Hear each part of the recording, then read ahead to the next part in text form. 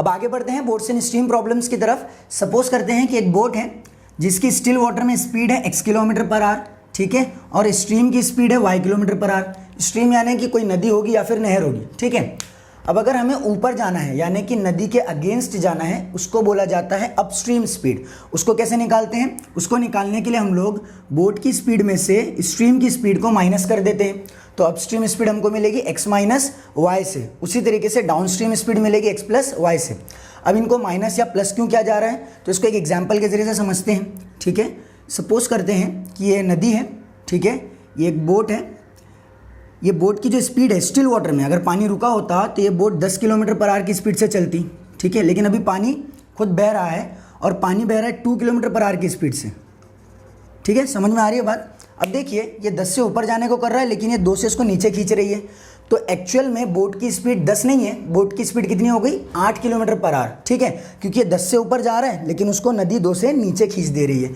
इसके लिए जब भी हम अपस्ट्रीम स्पीड निकालते हैं तो बोट की स्पीड में से स्ट्रीम की स्पीड को क्या कर देते हैं, सब्ट्रैक्ट कर देते हैं, माइनस कर देते हैं। तो अपस्ट्रीम स्पीड कैसे मिलती है, बोट की स्पीड माइनस स्ट्रीम की स्पीड। उसी तरीके से डाउन स्ट्रीम स्पीड में क्या करते हैं, दोनों को ऐड करते हैं। अब ऐड क्यों करते हैं, क्योंकि अगर ये 10 से नीचे जा रही है तो 2 किलोमीटर से हेल्प कर रही है ना स्ट्रीम उसको नीचे पहुंचने में, यानी कि नीचे पहुंचने के वक्त स्पीड जो है वो कितनी हो जाएगी, 12 किलोमीटर पर आवर हो जाएगी। समझ में आ गया, ठीक है, ओके। अब हमें बोट की स्पीड दी हुई थी और स्ट्रीम की स्पीड दी हुई थी, हमने क्या निकाले, अपस्ट्रीम स्पीड और डाउन स्ट्रीम स्पीड। कभी ऐसे होता है कि अपस्ट्रीम स्पीड दी होती है और डाउन स्ट्रीम स्पीड दी होती है और हमें पता करना होता है कि बोट की स्पीड क्या है और स्ट्रीम की स्पीड क्या है। तो उसको कैसे निकालते हैं उसको देख लेते हैं। मैं सपोज कर लेता हूँ कि अपस्ट्रीम स्पीड u है और डाउन स्ट्रीम स्पीड d है, ठीक है, यानी कि u की वैल्यू है x माइनस वाई, इसको इक्वेशन नंबर 1 मान लेते हैं, और d की वैल्यू है x प्लस वाई, इसको इक्वेशन नंबर 2 मान लेते हैं, ठीक है।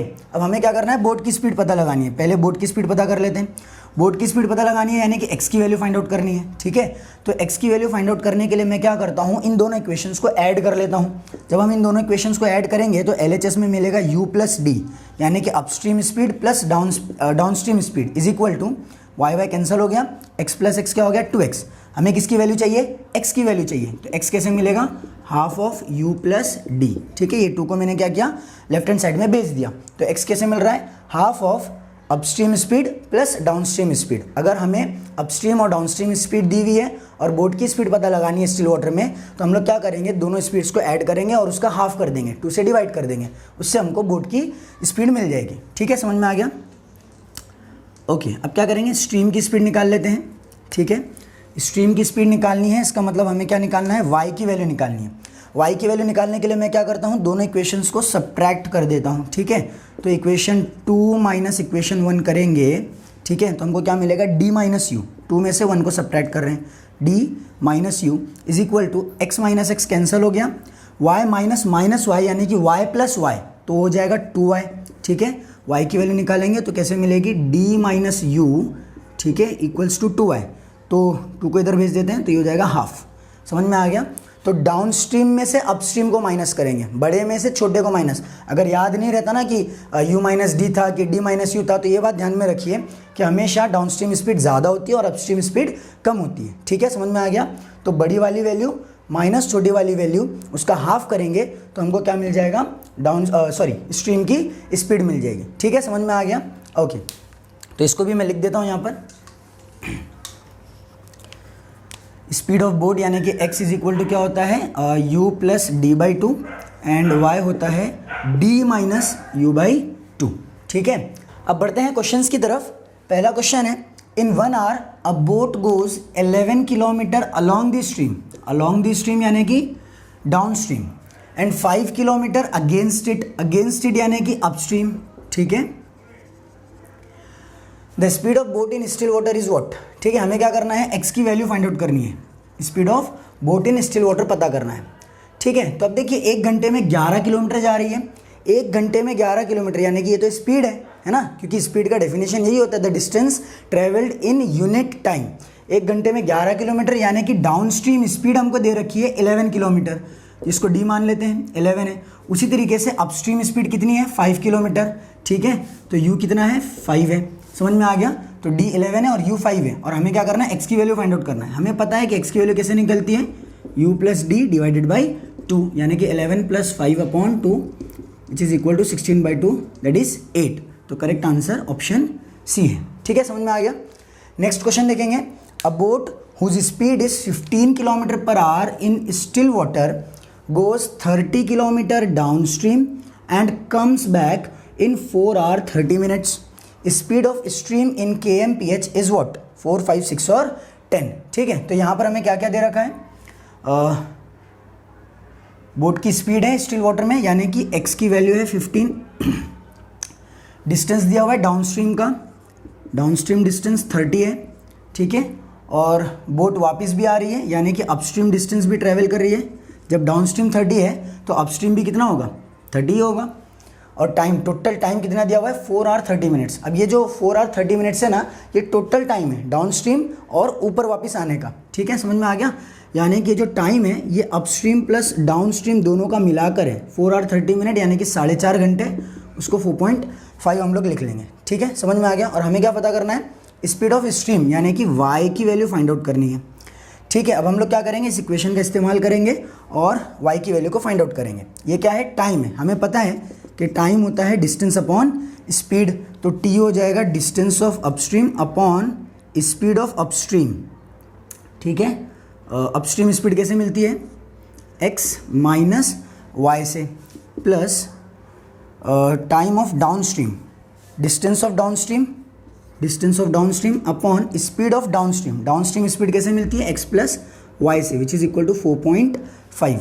सारी वैल्यूज़ लिखेंगे।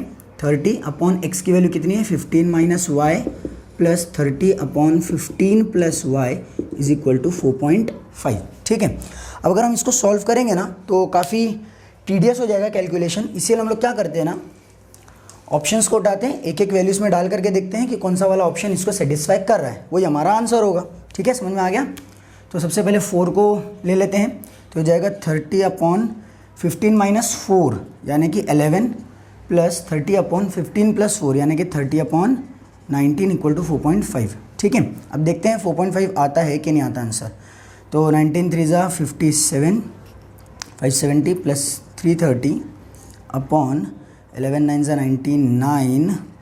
ठीक है, 11 1 ज़ा 11 20 209 इक्वल टू 4.5।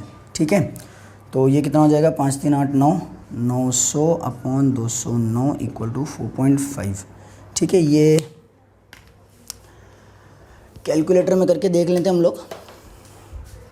900 डिवाइडेड बाई 209, 4.3 आ रहा आंसर। तो 4.3 4.5 के बराबर तो नहीं है, यानी कि हमारा ये वाला आंसर जो है ये गलत है। ठीक है, अब क्या करेंगे? 5 डालेंगे y की जगह पे। ठीक है, y की जगह 5 रखेंगे तो ये हो जाएगा 30 अपॉन 10, 15 माइनस 5 10 हो गया, प्लस 30 अपॉन 15 प्लस 5 यानी कि 20 इक्वल टू 4.5। तो ये 0 3 प्लस यहाँ पर 3/2 कितना होता है? 1.5।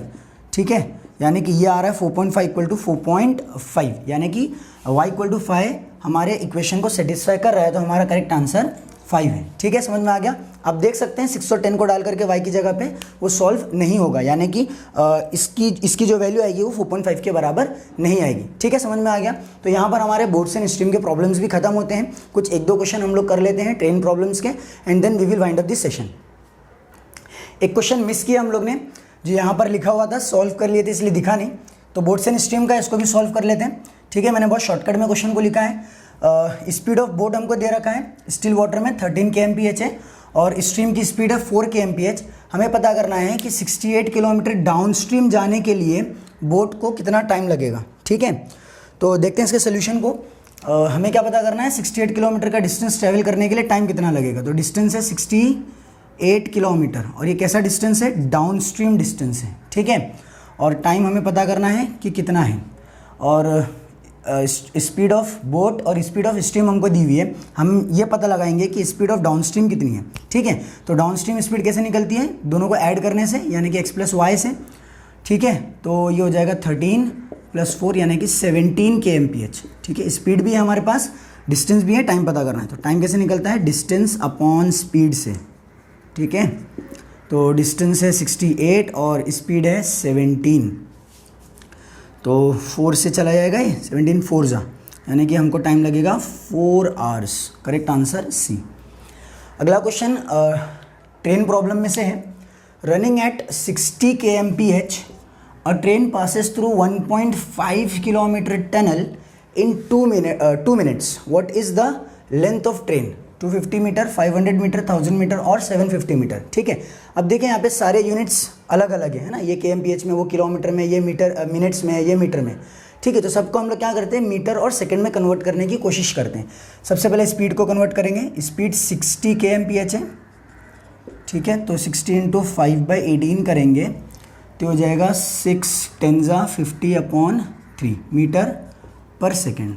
ठीक है, स्पीड मिल गई मीटर पर सेकेंड में। लेंथ ऑफ टनल 1.5 किलोमीटर है, यानी कि 1500 मीटर। लेंथ ऑफ ट्रेन क्या करनी है, हमको फाइंड आउट करनी है। ठीक है, और टाइम कितना दे रखा है, 2 मिनट्स, यानी कि 120 सेकेंड्स। ठीक है, आप अगर वो वीडियो को अगर देखेंगे तो वहाँ से आपको समझ में आएगा कि ये train versus stationary object of certain length, ये वाला टाइप है। ठीक है, तो उसके अंदर हम लोग कौन सा फॉर्मूला लगाते हैं, उसमें हम लोग फॉर्मूला लगाते हैं speed of train is equal to length of train plus length of object. यहाँ पर हमारा ऑब्जेक्ट क्या है, टनल है, डिवाइडेड बाय टाइम। ठीक है, तो सारी वैल्यू सब्स्टिट्यूट करेंगे। 50/3 हो गई speed, equal to length of train है 1500, नहीं लेंथ ऑफ ट्रेन ही तो पता लगानी है अपने को, तो ये लेंथ ऑफ टनल है। ठीक है, और लेंथ ऑफ ट्रेन अपने को फाइंड आउट करना है, डिवाइडेड बाय टाइम। टाइम कितना लग रहा है, 120। ठीक है, तो ये हो जाएगा 340 40 को इधर भेज देंगे तो हो जाएगा 50 × 40 equal to 1500 plus length of train. ठीक है, 5 4 20, 20 एज इट इज़, माइनस 1500 करेंगे तो अपने को लेंथ ऑफ ट्रेन मिल जाएगी, यानी कि लेंथ ऑफ ट्रेन कितनी आ रही है, 2000 में से 1500 गए 500 मीटर। ठीक है, तो करेक्ट आंसर बी है। अगला क्वेश्चन देखेंगे। 2 trains in opposite direction at 60 kilometre per hour and 40 kilometre per hour are 150 metre and 100 metre long, in what time will they cross each other? तो ये भी ट्रेन प्रॉब्लम का question है। ठीक है, अपोजिट डायरेक्शन दी हुई है, इसका मतलब हम लोग क्या करेंगे, स्पीड्स को ऐड करेंगे। ठीक है, तो इसके अंदर जो टाइप लगता है उसका फॉर्मूला है speed of train 1 plus speed of train 2 is equal to length of train 1 plus length of train 2 the whole divided by time. अगर आप वो वीडियो देखेंगे तो आपको वहाँ से समझ में आएगा कि इस फॉर्मूले का इस्तेमाल हमको करना है अकॉर्डिंग टू दी टाइप। तो स्पीड ऑफ ट्रेन 1 कितनी है, 60 प्लस स्पीड ऑफ ट्रेन 2 40, यानी कि ये हो जाएगा 100, which is equal to length of train 1। Length of train 1 कितनी है, 150 metre plus length of train 2 100, यानी कि ये हो जाएगा टोटल 250 डिवाइडेड बाय टाइम।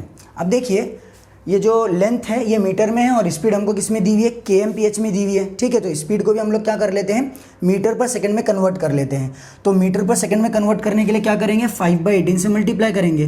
तो स्पीड कितनी मिली है, 100 किलोमीटर पर आवर इंटू 5/18 करेंगे तो ये कन्वर्ट हो जाएगी मीटर पर सेकेंड में। ठीक है, समझ में आ गया। इधर उधर करेंगे तो टी की वैल्यू आ जाएगी, तो 18 जाएगा ऊपर और 100 × 5 यानी कि 500 जाएगा नीचे। तो टाइम हो जाएगा 250 × 18 अपॉन 100 × 5 यानी कि 500। 250 2 ज़ा 500 होता है, 2 × 9 यानी कि टाइम मिल रहा है 9 सेकेंड्स। 9 सेकेंड के अंदर ये दोनों ट्रेन एक दूसरे को क्रॉस कर लेंगे। एक और एक टाइप के क्वेश्चंस इसमें पूछे जाते थे पहले, अभी तो बहुत रेयर हो गया, अभी मैंने तो नहीं देखा काफ़ी टाइम से कि ऐसे क्वेश्चंस पूछे गए हैं, लेकिन फिर भी उस टाइप को हम लोग देख लेते हैं। ठीक है, इन टाइप के क्वेश्चंस में क्या होता है कि हमें ऐसे प्रॉब्लम्स आते हैं जिसके अंदर एक पर्सन होता है जो किसी स्पीड पे जल्दी पहुंच जा रहा है और किसी स्पीड पे लेट पहुंच जा रहा है, या फिर दोनों स्पीड्स पे जल्दी पहुंच रहा है या दोनों स्पीड्स पे लेट पहुंच रहा है। तो हमें अक्सर इसके अंदर डिस्टेंस निकालने के लिए कहता है। ठीक है, तो अगर अर्ली और लेट आएगा तो यहाँ पर अर्ली लिखा हुआ है, ठीक है, अर्ली और लेट आएगा तो हम लोग इस फॉर्मूले का इस्तेमाल करेंगे, speed 1 into speed 2 into bracket T1 plus T2, time 1 plus time 2 upon दोनों स्पीड्स का डिफरेंस। और अक्सर टाइम जो है ना वो हमको मिनट्स में दिया हुआ होता है, तो इसके लिए हम लोग क्या करते हैं, नीचे 60 भी मल्टीप्लाई कर देते हैं। ठीक है, ओके। उसी तरीके से अर्ली और लेटेड के प्रॉब्लम्स आएंगे तो उसमें ये फॉर्मूला इस्तेमाल करेंगे, S1 into S2 T1 minus T2, यहाँ T1 प्लस T2 हो रहा था और यहाँ पे क्या हो जाएगा, T1 माइनस T2 हो जाएगा। ठीक है, और नीचे आएगा S1 माइनस S2 इंटू 60। ध्यान रहे कि T1 माइनस T2 इसके अंदर T1 हमेशा बड़ी वैल्यू को लेंगे और T2 छोटी वाली वैल्यू को कंसिडर करेंगे। ठीक है, एक क्वेश्चन करते हैं तो समझ में आ जाएगा कि किस तरीके से प्रॉब्लम्स पूछे जाते हैं। यूपीएससी 2001 का क्वेश्चन है, a worker reaches his factory 3 minutes late at 5 kilometre per hour and 7 minutes early at 6 kilometre per hour. तो कौन सा प्रॉब्लम है ये? अर्ली और लेट का है, यानी कि वो फॉर्मूला हम लोग अप्लाई करेंगे। Find the distance of the factory 4 kilometre, 5, 6 और 7। ठीक है, तो डिस्टेंस के लिए हम लोग क्या करेंगे? S1 into S2। सपोज कर लेते हैं कि S1 5 है, S2 6 है, T1 3 है और T2 7 है। ठीक है, अब अगर अर्ली या लेट का प्रॉब्लम होता तो हम लोग T1 किसको मानते? 7 को मानते, और T2 किसको मानते? 3 को मानते। ठीक है, समझ में आ गया? इन सारी वैल्यूज़ को क्या करेंगे? सब्स्टिट्यूट कर देंगे तो हमको डिस्टेंस मिल जाएगा। तो distance is equal to S1 into S2। ठीक है, 5 इंटू 6 यानी कि 30 इंटू में T1 प्लस T2 7 प्लस 3 यानी कि 10 divided by S1 minus S2। ठीक है, यहाँ पर हम लोग ने गड़बड़ की है, S1 बड़ी वाली वैल्यू को लेंगे और S2 छोटी वाली वैल्यू को लेंगे। ठीक है, तो S1 माइनस S2 यानी कि 6 माइनस 5 1 इंटू में क्या आ जाएगा? 60 आ जाएगा। ठीक है, समझ में आ गया? तो ये 0 कैंसिल हो गया, 6 5 ज़ा 30 होता है, तो डिस्टेंस कितना मिल रहा है? 5 इंटू 1 यानी कि 5 किलोमीटर। ठीक है, समझ में आया? तो करेक्ट आंसर ऑप्शन बी है। एक और एक चीज़ यहाँ पे लिख देते हैं हम लोग, S1 की वैल्यू S2 से क्या होनी चाहिए? बड़ी होनी चाहिए। ठीक है, समझ में आ गया? तो यहाँ पर हमारा जो टॉपिक है स्पीड, टाइम एंड डिस्टेंस, ये कंप्लीट होता है। इसी से रिलेटेड टॉपिक है जिसको हम लोग नेक्स्ट लेक्चर के अंदर देखेंगे, टाइम एंड वर्क, और उसके अंदर एक सब टॉपिक आता है पाइप्स एंड सिस्टर्न का। समझ में आ गया? तो इसको हम लोग नेक्स्ट लेक्चर के अंदर देखेंगे। अगर आपको वीडियो समझ में आ रहे हैं तो प्लीज़ मेरे चैनल को सब्सक्राइब करिए और अपने फ्रेंड्स के साथ भी इसको ज़्यादा से ज़्यादा शेयर करिए।